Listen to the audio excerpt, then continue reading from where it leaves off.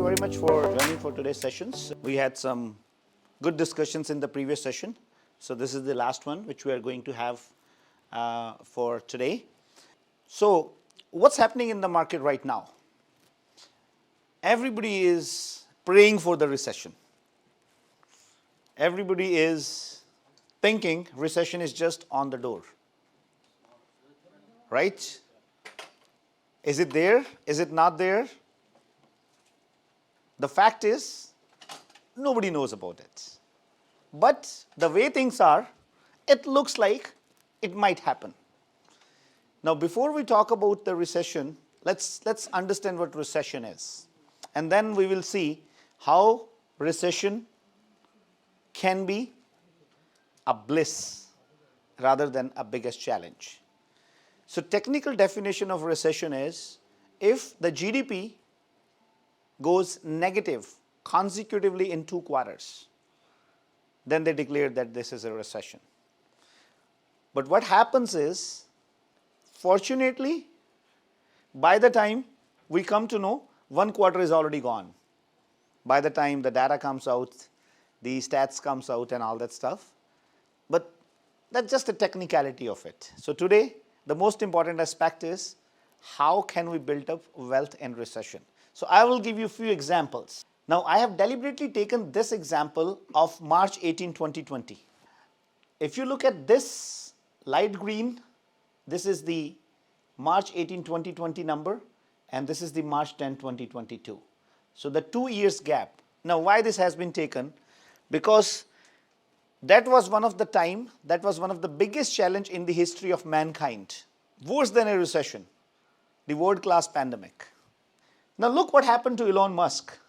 On March 18, 2022, at the start of the pandemic, his net worth was $24.6 billion.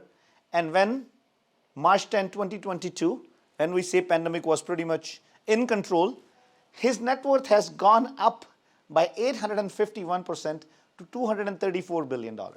Jeff Bezos, plus 46%, 113 to 165 billion. Bill Gates, plus 32%. Warren Buffett, plus 74%. Larry Page, 123%. And Sergey Brin, 123%. Now, do you think it happened with everybody? There are a lot of people out there who lost their jobs. There were a lot of people who lost their wealth. There were a lot of people, especially in the real estate industry, 27% of the brokerages, they got closed during the pandemic. Many of the realtors even, many of the investors, they were not able to earn the decent living out of their investments or out of their day-to-day operations. Now, what was the reason why these people, they were able to build up wealth in that world-class problem, in that world-class biggest challenge of the mankind? These people, they understood the complications, they understood the challenges of the pandemic, and they made them an opportunity of their life. Do you remember this Zoom call, Teams? It was not very common before the recession, before this pandemic. But what happened to Zoom all of a sudden during pandemic? Everybody is going and subscribing for Zoom. Yes, some business might have lost, but some business have built up during this pandemic. Right? Look at the real estate market, the way it was going up. So that gives a very good example of life to us, that how this recession can be an opportunity for us. Now we will go and talk about it. Let me just take you to some of the historical facts. Let's look at where the market is, where the market has gone from 2005 until 2022. I'm talking about the real estate market, and then we have some of the information from the stock market as well. So if you look at January 2005 and you go January 2022, I'm talking about the gap of 17 years. So this is the average price which is in the red, and that is the aggregate composite benchmark. So you can see like continuously it's going up. But do you see those ups and downs in that? So you see a dip here. What happened after that dip? You see a dip here, What happened after that dip? We have to understand that simple aspect of when the market is going down. What is going to happen? How we have to look that aspect of the market and convert that into an opportunity for us. That's the only simple understanding of the market can convert this recession as a big time opportunity for you.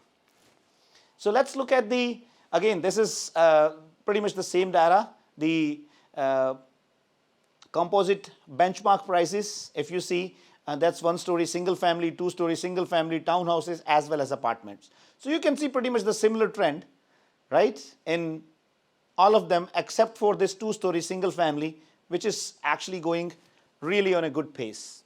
Again, depends upon the market, depends upon the buyers' behavior and their thought process. Now, this is a frequent news which is happening in the market from Bank of Canada.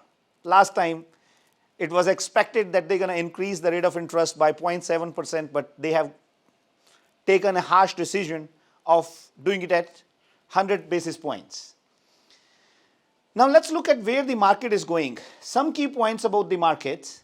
Some 568,288 properties are forecast to trade hands via Canadian MLS system in 2022, which is going to be almost a decline of 14.7% as compared to 2021. But still the second highest annual figure. Now, if you will read the news is going to just talk about a decline of 14.7%. That's what they're going to talk about. They're not going to talk about the second highest annual figure ever, because that is not a news. What is going to sell is the negativity, right? That's a common thing. Did you ever see any positive news in the media? They just sell negativity, because that is what attracts people. They understood the people's mindset. Now think about it. In February or March 2022, the market was really on a peak. If you just take away the newspaper, TVs from your life, there's no problem. There's no recession. Now prices will peak this spring and then weaken modestly over the rest of the year. RBC increased its price forecast for 2022 to an 8.1% rise because of a stronger than expected start of the year, but it lowered its forecast for 2023, where it now sees prices falling by 2.2%. Now do me a favor. Go and do a research on Google and find out the statements from these economists. Every time whenever they predicted something, 99% of the time it was wrong. Did you ever think why? Do you agree with me or no? On March 2020, CMHC predicted market is going to go down by 18%. CMHC predicted the real estate market is going to go down by 18%. And do I need to explain you what happened? And that's CMHC prediction. Anyway, let's look at, so what we have done is, we have, even with small percentage dips, the market respond within 1 to 1.5 years. Now we have taken the statistics of recession years. It's almost last 10 recessions. We have looked at the data. Just to give you an understanding, what exactly happened after the recession. So if you look at the recession in 1945, look at the following year returns. 1949, recession year return were 10.3%. Following year return were 21.8%. 1953, 45, 38. Look at the returns of the following year in the recession. Every time you can see the returns were almost more than 20%. Now, let's look at the sales activity from 2000 to 2022 and 2023. So these are the forecasts as well. Now, why I'm showing you this sales activity in the real estate industry? Because at any point of time, you will find out there has never been any single incidence where the sales activity went to zero. Almost 550 to 650,000. And even if we look at the forecast in 2022 and 2023, more than 550,000 properties are going to exchange hands. What does that mean? Anybody say the activity is going to be zero? So if 550,000 houses are going to be sold, somebody is going to buy and somebody is going to sell. It's not going to happen that same person is buying it and same person is selling it. There are two people you needed to do the transaction. Now let's look at the history. Now let's understand what happened during the recessions. So I have pulled up the data, and this is little over more than 10 recessions, right? So if you look at the Great Depression, which was in 1929 to 1933, it went for 3 years, 7 months. That is the duration. That is the time since previous recession. And that is the peak unemployment rate. And that is the GDP decline. Now, if you keep going further, let's look at the last 3 or 4 recessions. Nothing has lasted. So let's start from here, 1973 to 75, 1 year and 4 months. The recession lasted 1 year and 4 months, and that is the GDP decline of minus 3.2%. 6 months, 1980 recession, 1981 and 82, 1 year, 4 months, 1998 months, 8 months, 1 year, 6 months, and 2 months. So pretty much every single recession lasted on an average 6 to 8 months. The unemployment rate, it came on to 7 to 10%. And of course, during COVID, you can very well understand why it was 14.7%. That was not a genuine unemployment. That was absolutely, totally a different situation.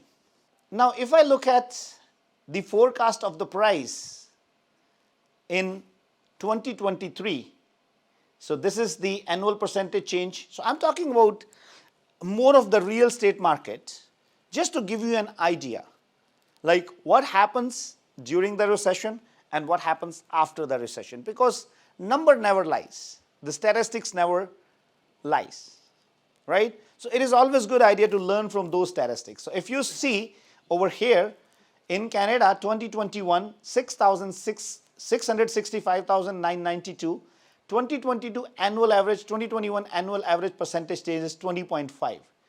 And in 2022, it's going to be minus 14, and in 2023, it's going to be minus 2.8. What does that mean? That in 2023, because the base is too low now in 2022, 2023 market is going to perform much better as compared to what it is performing in 2022. But even in 2022, 568,000 transactions are happening. 568,000 transactions are happening all across the country. Now, these are the historical stats. So we pulled up these stats from 1976 until 2021. The average sale price, which was 61,000, has gone up to 1,095,000. And in pretty much none of the year, if you start from 1999 until 2021, over there was almost 5 recessions which happened. At none of the points, the prices has gone down. So you can see 228, 243, 51, and it always kept going up. Does that make sense? Now, these are not my statistics. This is the real figures which we have the history for last almost 23 years I'm talking.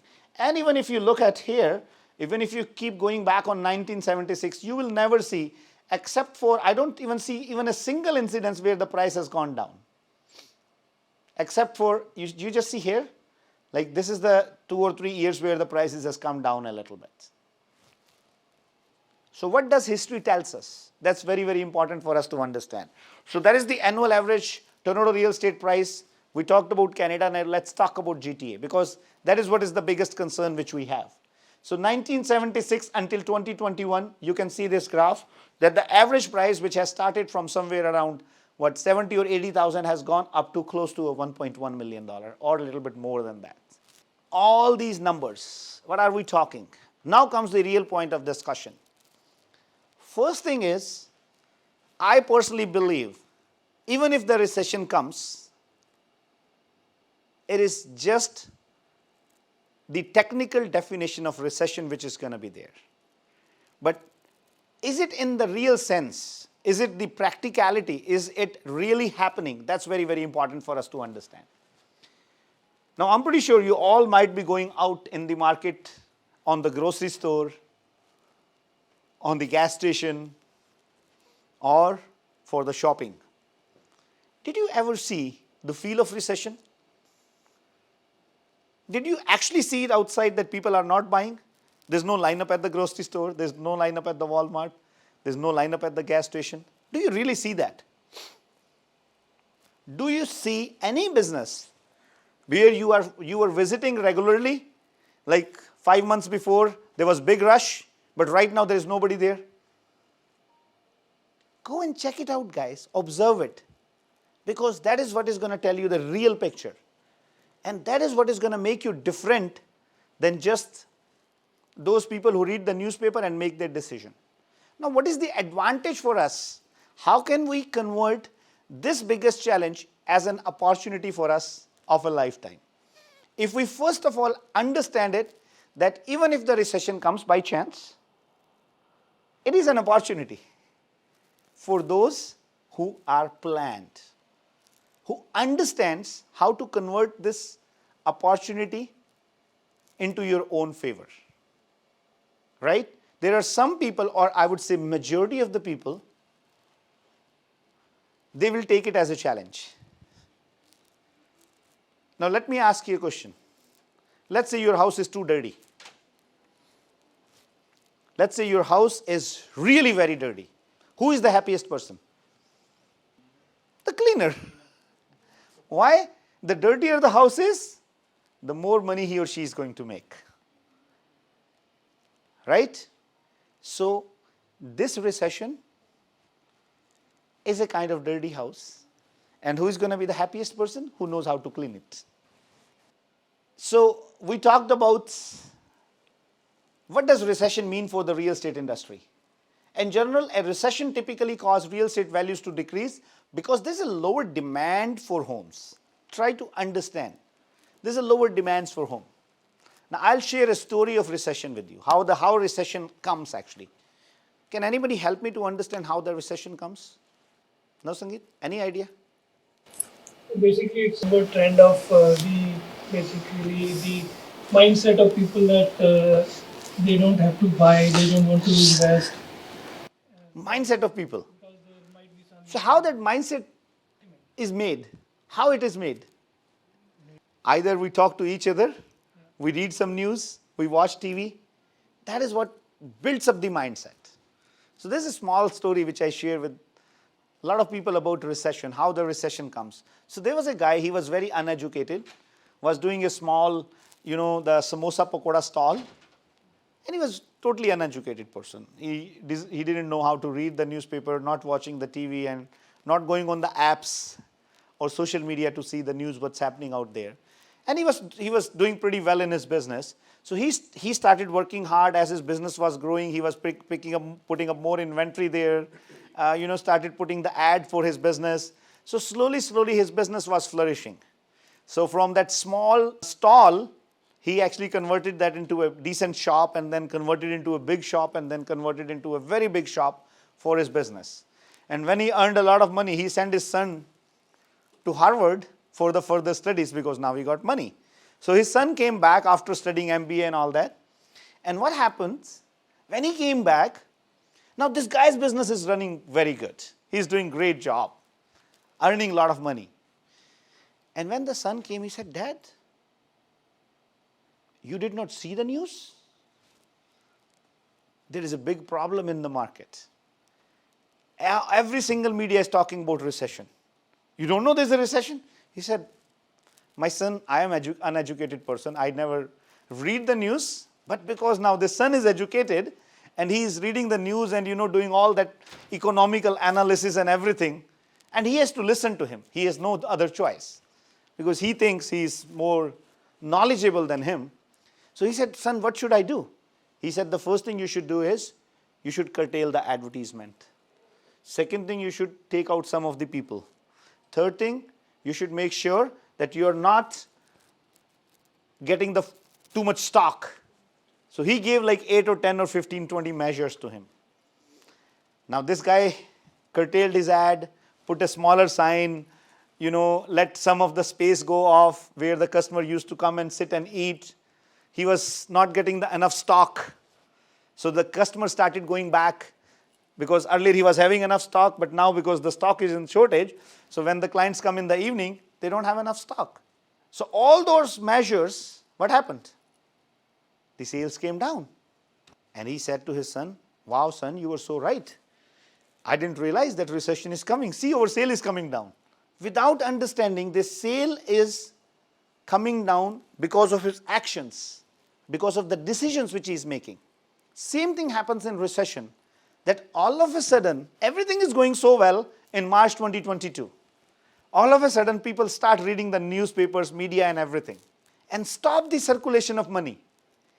Now, do you think, and just take an example of yourself, did anything change with you? Any bank account statement has changed 6 months before and until today? Is it $100,000 less money in your bank account? Absolutely. Now, why the stock declined? Same reason. People are not buying and selling. There you go. Now, it is a ripple effect of everything, right? But just think about it. The person who had $100,000 in their bank account, what is the value of that 100,000 today? Now, if they have to buy one share, now how many shares they can buy with that 100,000? Maybe 3, because it has come down by 30%, right? Yeah. So the person with the money, it is more buying power with them. Same thing is in the real estate. Now the house which we were buying $1.5 million 3 months before is selling $1.2 million today. Of course, if somebody is losing that 300,000, somebody is saving that 300,000. Isn't it? Somebody's loss, it's a simple maths. Somebody's gain is somebody's loss. So somebody is gaining out of it. Now, the next question you might put, oh wow, what happened to the bank interest rates? It was 1.5%, now it is 4.5%. So let's say if you had a mortgage at that time on a variable rate, your rate is pretty much the same as a new person is getting, isn't it? For you, there is nothing. It's the rate of interest has gone up, but your property value has come down too. But for somebody, it is a gain. So do home prices go down in a recession? Absolutely yes. Home values tend to fall during a recession. Homeowners who are willing to lower their asking price, doing short sales to get out from under their mortgage, in general, buying a home during a recession will get you a better deal. Isn't it? Most important point to consideration into this. Let's say even if the recession comes, will any of us start coming and living on the road? We still need the house. We still need to eat. We still need to wear the clothing. Right? So, understand these points and that will give you an idea what recession can do for you. What happens during the recession? Even if you are going into the pre-construction market, the key advantages of that is you will get better deals from the builders. Pay deposit in smaller installment, no mortgage needed on high rate of interest, no rush decision, sell whatever the market is in your favor. Am I right? Does that make sense to you? So guys, try to understand how can you convert this biggest challenge, even if the recession comes. If you have money, don't keep that money in your pocket, because the recession is not going to stay more than 6 to 8 months. And unfortunately, nobody has that magic crystal ball where somebody can tell you, okay, this is the cutout date. So at some point of time, you have to make a decision, because that decision is going to determine your wealth in next 2 to 3 years. Now, I'll give you a good example. I'm not too sure how many of you know about it, but 3 or 4 weeks before, we offered a plan to our investors where we offered them to buy any property, any investment where SaveMax is going to partner with them. And in one day, we sold 75 properties. 75. What does that mean? Now, there were those 75 investors who were sitting there in the market, but they were just a little bit scared, right? Now, I understood that as an opportunity for me. Now, I wanted to buy properties because this is the time for us to go and invest in the market. Because what I'm trying to tell you, First, I have to take an action at my end before I try to convince you. So in 37, like technically, if it was 75 and I put 50% share from SaveMax, we bought 37 houses. But if you think I don't know the real estate market, if you think my decision is going to be wrong, let's wait for it. Let's see who makes money. But the idea is, those 75 people, if I wouldn't have offered to put 50% from my side, they wouldn't have made the decision. Now that is how recession comes. And that is how somebody see that as an opportunity for themselves. Right? So I just gave them a little push. I just gave them a little encouragement that I am with you guys. So we circulated the down payment or the deposit of those 75 properties in the market. And that is what is fighting against the odds. And if you see today, if somebody understands the real estate market and really go and check the ground reality, guys, the market has started changing today. Last week or 10 days, the activity has gone 2 to 3 times. Because there are a lot of genuine buyers out there in the market. They have started coming into actions. So now, what you have to do, what you have to take an action, and again, I'm not suggesting somebody who doesn't have money in their account, that okay, go and borrow the money and start making investments. No, I never suggest that. I am giving suggestions to those who actually have money in their bank account. Because if you are keeping that money in your bank account, unfortunately your money is going down by 6 to 7%, which is the inflation. But if you are investing that money somewhere, because whatever was selling for $1, today you are getting that for 75%, you are still getting the benefit of approximately 15 to 20 cents on your dollar. Because the dollar value has gone down by 7 to 8%, which is the rate of inflation.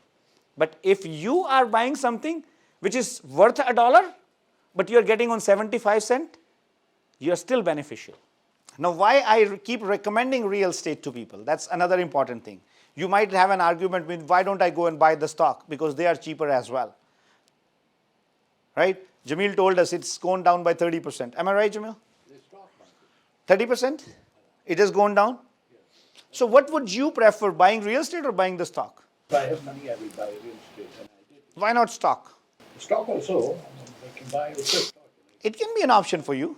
Nothing wrong in it.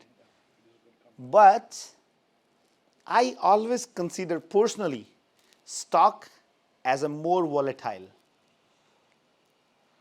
Only if you have good knowledge about it, only if you have your first-hand experience onto it, go and buy it. But if you don't have a good knowledge about it, I don't recommend. I personally believe real estate is something which you can do without the knowledge even. Because at the end of the day, you have something which you can see.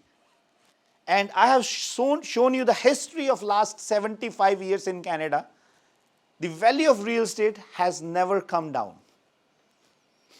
Whereas the stocks, you might have seen some of the stocks has gone even to zero, even in the good markets. But at nowhere you will find the house value has gone to zero.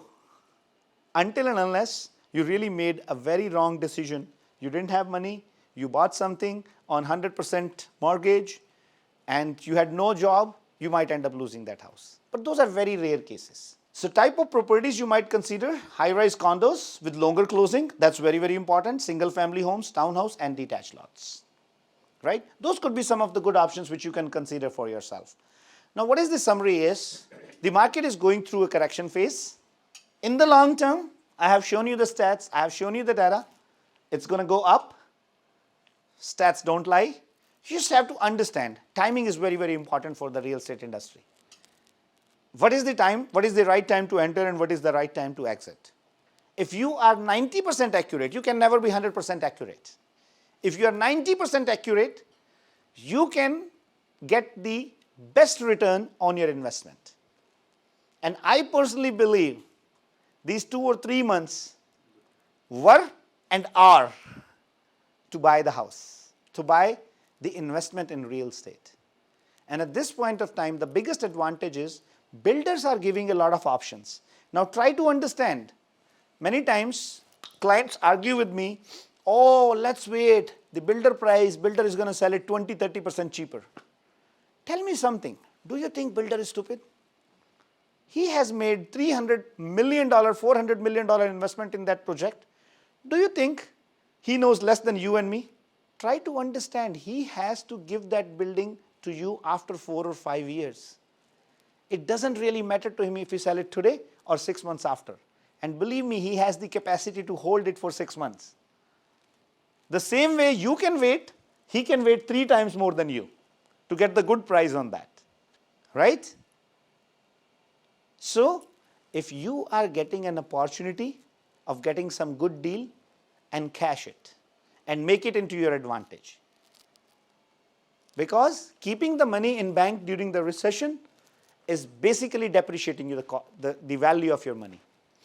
But investing in the markets is taking advantage of the recession into your own favor. Because recession is not going to last for whole of your life. We have seen the history. It might have to go 6 months or at the max 8 months. So now the crux of the matter is, guys, there are few people who are going to understand it, who are going to take the challenge and turn and convert that into an opportunity for them. I still remember I was actually, we were talking about buying one condominium for him, for his son, right? Yeah. And he was skeptical. His son said the market is going to come down. The prices is going to come down. Am I right? Yeah. And it was what, 2 months before? 4 months before. Did the value of that property come down, sir? $70,000 up. Next phase. And even if it goes down, let's say argument's sake, if it comes down 40, 50,000, you are not selling it today. Your possession is 4 years after.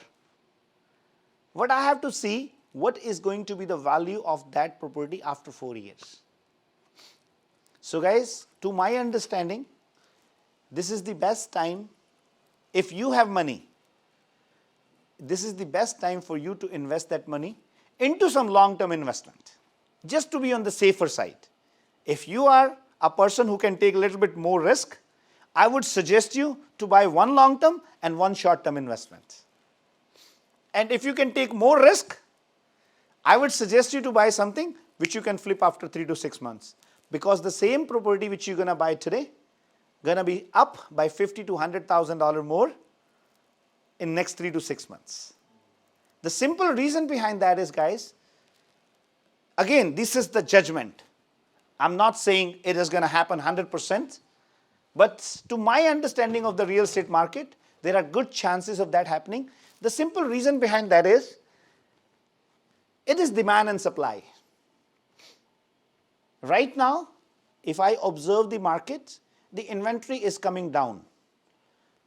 The reason behind that is, people who actually put their houses on the market, they are, if they don't really need to sell, they are taking it out of the market. That's going to bring the inventory level down, and the demand is there. Guys, the demand is pretty much constant from last 2.5 years. Don't think the demand is high. No. The demand is genuine. The problem was with the inventory. Even during the pandemic, the prices has gone up just because there was not enough inventory in the market. It was only 1 or 2 week inventory in the market. And at one house, there were 20 or 30 offers, and somebody was putting a ridiculous $200,000 or $300,000 more. But that was not the price. That was not the real price of the property, right? So, let's be smart investors. Let's learn from Jeff Bezos. Let's learn something from Elon Musk. Of course, we cannot do $1 billion, but at least we can do 100,000, right? And that is how these people, they became rich, because every single challenge, they converted that into an opportunity. So by just being a little smart investor, by just being a little understandable of the market and understanding the little financial aspects, we can be smart enough and we can convert this recession as an opportunity for us. And thank you very much for joining, and I'm open to any question. If you have any, please feel free. Like, Lashika, do you have any question? You ready to answer? To explain the client, although some understand, as you said, now, in 2 weeks before, I was able to sell $6 in Hamilton. So Yeah. that they people, they understand because it was a less deposit. Yeah. But they accept, but these all people are educated and they understand, they are MBAs and CAs. Yeah. But they bought it, Yeah. because I explained them. Yeah. And I give them assurance, that Yes. also, although not by money, but I told them that, if I am telling you there is a responsibility and you will make it money. Because the guy he said, I can buy 3 in Florida in this money, giving the 950 in Hamilton. But I said there is a value, and see the next design came on the same price. See, you talked about Florida market. I think we should touch this topic. Now, another question comes. If it is investing in real estate, where should I invest? That's another question. Why shouldn't I invest in Florida? Why shouldn't I invest in London? Right? Again, this is the learning for us. I've been to India recently. I spoke to a lot of high net worth individuals. I'll give you one example. So there was a gentleman, I met him. So he had made an investment in England, in London. He bought an apartment there for 2 million pounds. 2 million pounds in 2018. And he sold that apartment in 2022 in March for 2.2 million pounds. 2.2 million pounds. So if you look at like 3.5, 4 years, he just made 10% total, 2.5 to 3% per annum. And I was telling him, if you would have invested this 2 million pound in Canada, which is 4 million Canadian dollars, Utsav, how much it would have been today? More than 8 million. Easy. More than that, 16 million. At least 50 to 60%. At least 50 to 60% hike. You guys are too much, huh? On an average. We are optimistic. You're too optimistic. But let's be realistic. The market has gone up by 10 to 15%. Even if he would have bought it on 100% down payment, his 2 million pound or $4 million would have been converted into at least $6 million, which is 12 to 13% return on his investment. And if you would have taken the advantage, if you would have taken financing onto it, because that's what the beauty of Canadian market, that you put 20% down payment and you buy a house. So your money is actually working 5 times with a smaller rate of interest. If you are getting 15 to 20% return and you are paying 5% interest, I don't think so I need to calculate it for you. You are still making 14 to 15% return on your investment. That is what the beauty of the Canadian market. So you take the leverage of time and you take the leverage of money. Sometimes I have seen people, oh, why should I take the leverage of time? Why should I take the leverage of money? Absolutely, you shouldn't take it.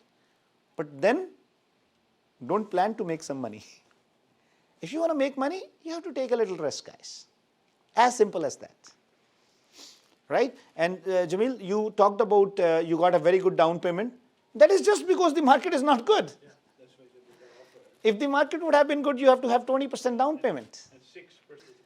Any other question, guys? No other question? We are all good? Yes, Lashika. So this is the question I get all the time. Somebody who's very new, who's never invested before, and now he's willing to invest. What are the steps for him to start? So, I know, guys, when somebody is planning to make his first investment, they're very skeptical. They're scared. And of course, you have to be. It's a simple reason. You are planning to make the biggest investment of your life. You're putting everything, whatever you have earned in your life, on stake, and it's not an easy decision. The first thing you have to do is look for a right advisor. Look for the person who you feel can give you the right direction to your investment. Now, who that person could be? Think about it. You are going to a person who himself is living on a rent. Think about a person who himself is struggling to make his ends meet, who couldn't establish his own business. And you are going to that person to get an advice because he is paying you $2,000 cash back. Good luck to you. That is what he's going to do to you, whatever he has done to himself. Am I right? So you have to look for a person who actually has created success for himself. That is the first point, first check mark which you have to do in the box. How successful this person is for himself. Think about it, you are giving the contract for the security to a person who has a theft in his own home a week or 10 days before. Will you give him the in charge? Will you make him the in charge of the security? That's a very simple, common, basic thing. If that person did not create success for himself, he won't be able to do it for you. Am I right? Does that make sense? So that is the first and foremost thing. Second thing, so first thing is look for the right advisor. Second strong recommendation which I do to people. Think like an investor. Don't think like a speculator. The problem is why people lose money in anything, either it is real estate or it in the stock market, because they are speculating. They don't have money in their own pocket, they go and borrow money. So you have $100,000 and you go and book 5 apartments, $20,000 down payment. Please don't do that, guys. Please don't buy any investment just with an impression that I will sell it on assignment. Assignment is a bonus for you. Assignment is depending upon the situation. If you get a good opportunity, but you should be ready to close. Be a genuine investor. Don't be a speculator. Have your backup ready. Don't, especially first time investor, don't go out of your limit. Just stay 75 to 80% of it. If you have a capacity of investing 200,000, plan for 150,000. So that you have a backup of $50,000 for anything unfortunate happens, because market is uncertain.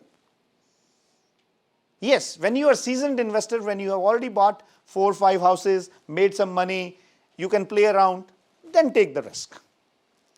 Then is the right time to make the risk. When, like many people, they come and ask me, oh, should I buy and invest in commercial real estate as my first investment? I tell them no. Because commercial is a long-term game. That is not recommended for the first-time investor. Start small, start slow. Buy something, observe that for 3 to 6 months. Just feel comfortable. Just be comfortable with that. When you see, you know what, that investment worked well for you, then go for the next one maybe. Again, as I said, depending upon how much money you have. I never recommend to anybody. I got a client at my office. He said, I want to make an investment. I said, that's great. How is your credit? He said, my credit is bad. Very good. How much down payment do you have? I don't have any money. I said, then who is the investor? You are not the investor. Bank is investing on you, buddy. Now you go and take a private mortgage at 12% and make an investment. That is not a good investment price. No, I never recommend that. Right? Because if your return is 15% and you are borrowing the money at 12%, you're just at the edge. You can fall down anytime. Yeah, you are borrowing the money at 5%. You are expecting return is 20%. Makes sense. If your return goes down by even another 5%, you're still making 10%. Does that make sense? Yes, sir. What is your advice on refinancing your current house and investing in a new house? So guys, that is one of a very good strategy. But again, that strategy is not fit at every point. So I was talking to one of my team member day before yesterday. Actually, he is one of our employee, and he bought a house. And he has another house. So somebody recommended him that, oh, you should refinance your home and retain this home. But because this house was 20 years old, I suggested him not to refinance. I suggested him to sell. Why? Because first of all, if you go for the refinance, you're not going to squeeze everything out of it. Right? You will be squeezing 75% out of it. Now, if it is a very old house and you're living in that house for 8 to 10 years, it is better you sell it and go and buy a house which is relatively new. Because if this old house is going to grow, is going to appreciate by 100,000, the new house is going to appreciate by 200,000. Even if it is your 25,000 cost to sell that house, you still are making an additional 75,000. even if you are paying a capital gain of 25,000 and you are making $200,000 here, your extra income is another 50,000. Because many times I have seen people coming up with this question that, oh, if I sell this, I have to pay capital gain. If I sell this, I have to pay the cost. But even after that cost, your return on investment is more than that. It still makes sense to you. But people don't understand that because there's nobody who can educate them on that. Right? When can you save the capital gain? Tell me. You have to pay today or tomorrow. Right? Just because I have to do some expense, I'm not going to stop growing my business. Technically, that is a business. So refinancing is a very good strategy if you have a newer home. If you have an older home and you are living in that house more than 5 years, I never suggest to refinance it. I suggest consider selling it. But again, as I said, depending upon the situation. If your house is 2 years old, go and refinance it. Makes sense. Because that house has still a lot of scope of appreciation. A 20-year house, a townhome, has not much scope of appreciation. I would rather take out all my money and go and invest in a newer area and go and invest in maybe semi-detached or maybe a detached. Because detached house has no limit. Townhouse has a limitation to grow. Right? If you have $1 million budget, you will think twice. You will stretch your budget to 1.2. Rather than buying a townhouse, you would prefer to buy a detached home. Make sense? Anybody else? Any question? Yes, please. Another question is, I have heard a couple of times people say that when you are going into, say you have a second house, say you have a first home, okay, and they want to invest on a second one. A lot of people ask that whether should I invest take it on my personal name or in corporate? Technically, believe me, it doesn't make too much difference if you take it on your personal name or on your corporation name if you're just buying 1 or 2 houses. If you have more than 5 properties, then think of going on corporation name. Right? Financially, if you have to, it doesn't really make too much difference. Because even if you are going on corporation name, bank is going to ask for your personal guarantee. Right? Now the capital gain taxes are less on 50%, whereas if you're buying on corporation, sometimes CRA consider that on a high tax bracket. Right? So I'm not the best to advise you on that. That is a job of an accountant because they know your profile best. But my recommendation always is if you have less than 5 properties, you can buy it on your personal name. If you are growing your portfolio to a bigger level where you have to go for the commercial mortgage and the mortgage based on investment, then you use your corporations. But otherwise, you have to spend the money to maintain the corporation, taxes, opening up the corporation, and then they would suggest you to close it after every property so that there's no record at the back, all that stuff. It is not needed, trust me. Any other question, guys? How we can avoid the principal, the capital gain tax on the principal residence, as you told the example, if the house is 20 years old, just sell it instead of capitalize. So on the principal residence, there is no capital gain anyway. Yeah, so how can we switch between 2 properties? You cannot go outside. So you sell your principal residence, go and live in another house that becomes your principal residence. Very simple. You want to keep both the properties simultaneously? No, I moved to a new house. Yeah. Become my principal residence. Right. So if I'm selling my first property, Yeah. that is not principal anymore. No, but okay, it's not that, okay, right next day you have to jump into your new house, which most of the time it happens anyway, because if you're leaving one property, selling it, it's your principal residence, and then you're moving to the new house. Now this is your principal residence. So you're always exempted. It is technically 250,000 if you are single and 500,000 if you are married. Any other question? Yes. Any tips on getting pre-approved? Especially people who are buying in pre-construction, they're always worried about getting a pre-approval from the bank. I don't think so. You should be worried about getting the pre-approvals. Now banks like RBC, they have the facility. Like they give you the rate of interest. They can block your rate of interest today for next 3, 4, 5 years until your closing happens. And once they give you the approval, you're good to go. They're not going to check your job later on. RBC is the only bank which gives you that facility. And I strongly recommend, guys, you should always have a pre-approval privilege with you. Because by that, at least you have one safety that your rate of interest is locked. If it comes down, you always have an opportunity to go to any another financial institution. But if it goes up, you have that safety net with you. So my strong recommendation, even if you just had a weird thought of investing, even if you like just started thinking, go and get your pre-approval right away. Very important, because you're not losing anything. It's always a win-win situation. You're not losing anything. Bank is not going to force you to take the mortgage, right? But you have safety on one side that you already blocked your rate. Make sense? All right, guys, thank you very much. I really appreciate your time. And if there's any question, I'll be very happy to help you. Thank you very much.